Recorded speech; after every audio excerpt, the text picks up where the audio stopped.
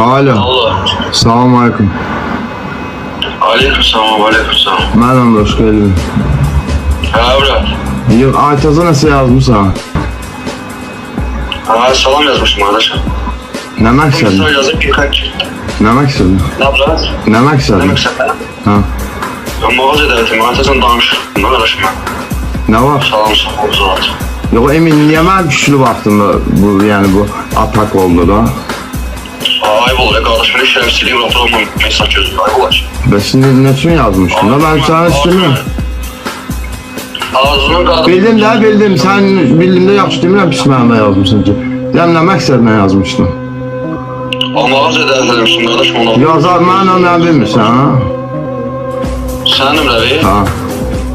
Yani ona yazmağın nəsə mənfi oldu. Yox, yəni mən çelizməndən saxlardım da. Ayrılığımız bilmirsənsə çağırardım da çelizməndən. Yani kardeşim mənfi mən onunla ise yazmamışım kardeşim ben. Mən demirəm, nəsə mənfi yazmışsan. Deyirəm, reklam üçün çağıran yoxsa çelizmən çağırardım da. Hani gördüm kardeşim sımasın TikTok'ta dalaşmışız danıştılar. Ha, moment gözlədim. Nəysə Elvin, nəsə sözüm olanda mənə yaz, yaxşı? Nezə barış ben moment gözlüyordum. Deyirəm, moment gözləyirdin, sual verirəm. Kardeşim ben senin danışmanda dedim ki, ben de şerefsiz değilim, şu durum neyse momentim yok. Sən kölə olsun, nəsinə? Qulaq as mənə, nəsə olsa mənə yazarsan, yaxşı? Yaxşı, sözləmirəm sözlə. Fərqi nədir, danışırıq da belə? Hadi onun danışıram kardeşim ben.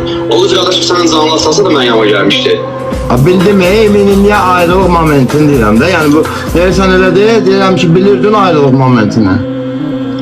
Ayrılıq momenti kardeşim ben tazıyormuş Murat, bir Adı deyirəm, nədənsə, niyə təsadüfə var deyirəm, emin olmamış. Yok, kardeşim ona ben WhatsApp'ta. Bir anda deyirəm, mənə niyə yazmamısan, prosto soruşuram da, bana soruşma.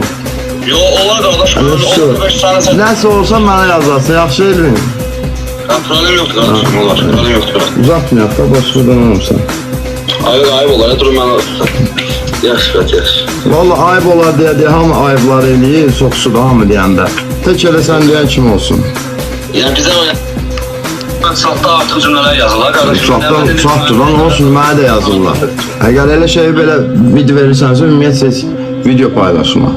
Yo, video ilə söhbət edir, gözəl qardaşım. Sən en azından mənə tanı. Gözəl qardaşım, mən sənə belə pismasın, artıq nəsə danışmamışam, öz sesini də vermişəm. Bildin ha, ay o danışırsan, görürsən saatda artıq cümlələr yazır. Artıq cümlə hamı yazırlar, mənə də yazırlar. Yo, ay qardaşım, sən en azından o diktafondan çıxarıb mənə belə danışa bilərsən də, yəni kimsə işləmez. Mənim ürəyim belə istəyirdi, yayındaydım, belə elədim. Belə elədirsə, sən də haradasın qardaşım özün? Mənim Akkordda. Ha, bir dənə konum atda mən. Akkord tanımırsan? Yo, bir dənə konum atda. Razim Akkord. Ha, yaxşı, gözü gəl. Gözlüyüm.